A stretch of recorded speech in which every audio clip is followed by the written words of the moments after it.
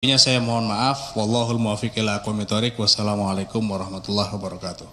Waalaikumsalam warahmatullahi wabarakatuh. Prof. Darmadi, silakan andalan kita.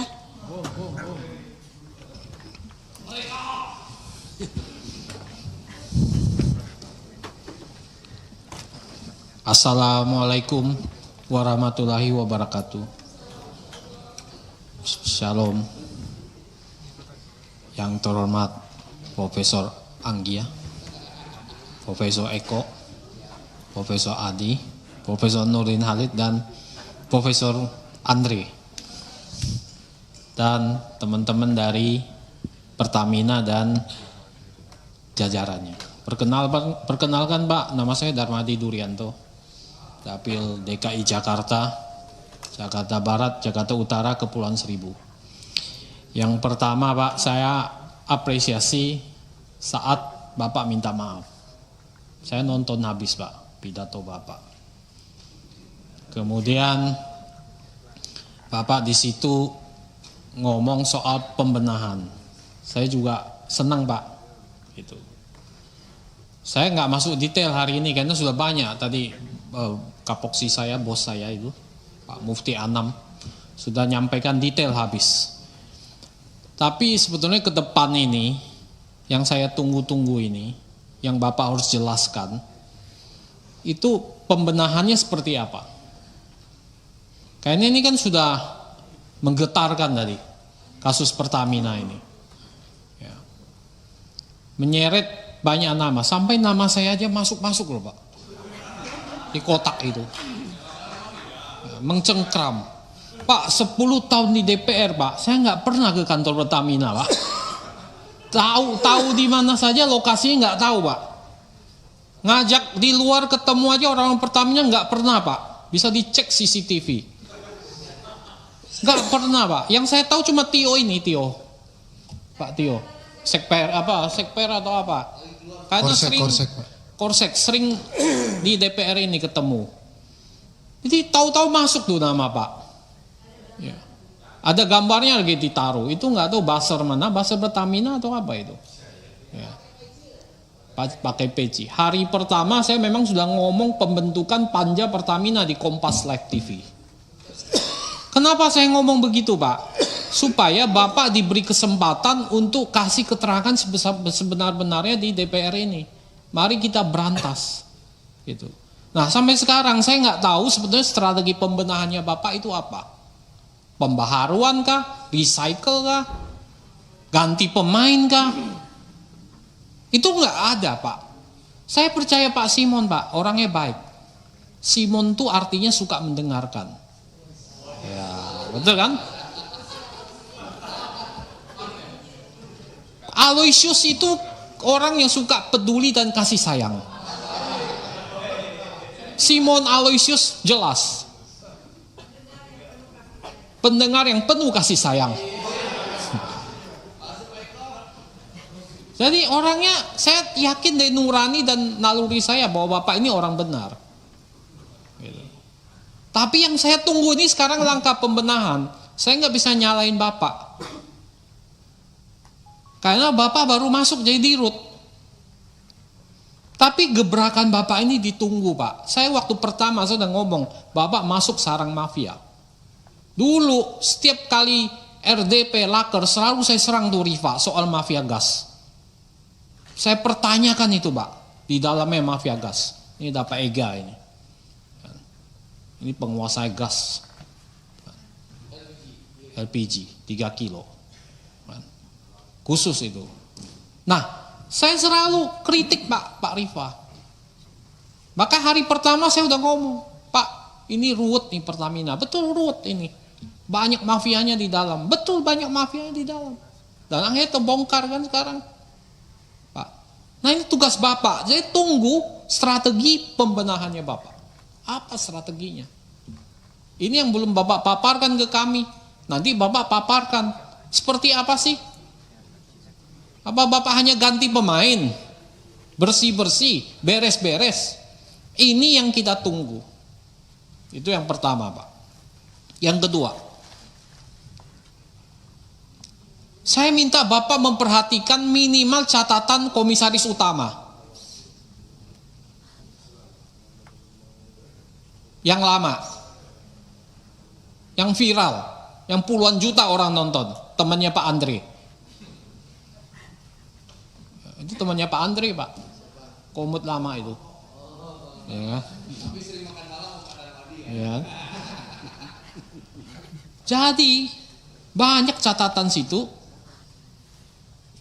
yang saya yakin banyak kebenarannya di sana. Pertama, beliau menyebut tentang e-katalog. Apakah betul internal direksi Pertamina ini nggak mau menerapkan e-katalog RKPP ini? Yang tadi disindir Pak Mufti. Ini catatan pertama. Catatan kedua, apakah betul banyak orang Petral masih di dalam? Bapak mau beresin apa enggak? Orang-orang Petral ini yang mafia dulu ini mau diberesin enggak? Begitu. Atau setengah hati Bapak nggak bisa beresin? Buktinya kemarin Petra bubar, orangnya jadi dirut tuh. Pertamina Patraniaga. Nah ini masih ada nggak orang-orangnya? Saya dapat info dari orang dalam bahwa ada masih orang-orang Petral dulu di situ. Masih mau nggak Bapak beresin itu? Saya yakin Pak, ini sebenarnya nggak berhenti di sini. Dugaan saya di atasnya masih ada. Dugaan saya nih, saya udah nangkep tuh. Ya, di atasnya masih ada itu. Oh, sekpernya udah. Nah, ini saya minta. Bapak ini sekarang orang tertinggi di Pertamina. Saya yakin dengan sepenuh hati Bapak bisa beresin. Lulusan Taruna Nusantara.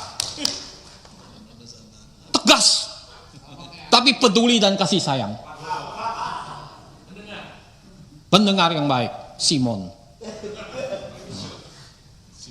Aloysius, peduli dan kasih sayang. Ya. Wajah Bapak tuh memancarkan banyak kasih sayang, Pak. Saya senang dengan wajah Bapak. Jadi itu. Yang ketiga yang disebut pengadaan aditif, di situ juga ada mafia. Betul nggak ini? Melibatkan orang BPK. Ini kan cerita-cerita dari Komut temannya Andre ini, yang harus Bapak klarifikasi ke dalam. Nah itu catatan Pak BTP yang sudah viral kemana-mana. Yang ketiga adalah saya punya 5 poin Pak, mohon jangan dipotong Pak. Soal tuntutan monopoli oleh KPPU, nanti Bapak jawab. Karena non subsidi itu dimonopoli oleh Pertamina, ya, melanggar pasal 17 Undang-Undang Praktek Monopoli dan Persaingan Usaha Tidak Sehat. Ini lagi jalan nih selidik. Apakah betul Pak? Bapak jual dengan margin super normal profit, excessive profit 10 kali lipat. Non subsidi. Nanti Bapak jelaskan, itu menjadi isu. Yang keempat Pak, ada aspirasi dari konstituen yang melakukan pelaku industri. Yang merupakan pelaku industri Pak. Ini udah sering juga saya lakukan, ya, bahwa kemarin harga gas industri itu kan naik Pak, dari 6,5 menjadi 7 US dollar. Ya. Tetapi itu Januari sampai Maret ini kuotanya hanya 40-50% kan Pak, selebihnya dikenain surcharge. Berapa Pak?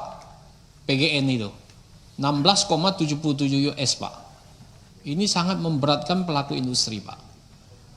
Nah, ada aspirasi dari mereka agar industri ini nggak mati. Industri ini kan setengah mati sekarang ini, Pak. Ditambah lagi beban kayak gini, tambah habis Pak. Nah, kenapa bisa begitu Pak? Padahal supply Bapak, stok Bapak mungkin banyak. Ya. Kuotanya hanya 50% yang HGBT itu Pak. Di atas itu kena surcharge 16,77. Benar nggak Pak? Benar nggak Pak? PGN.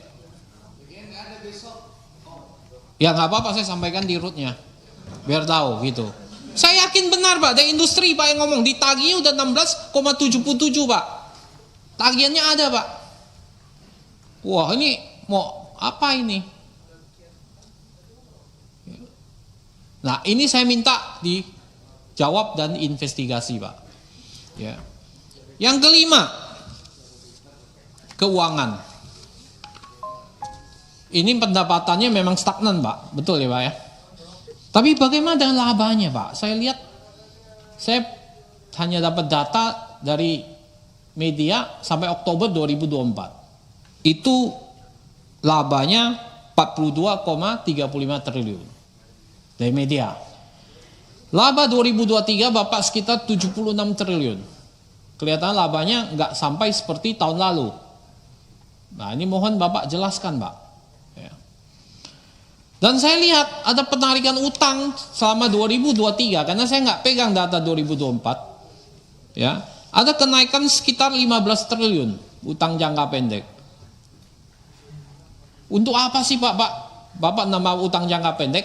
Di satu sisi kas Bapak itu 300 triliun, Pak.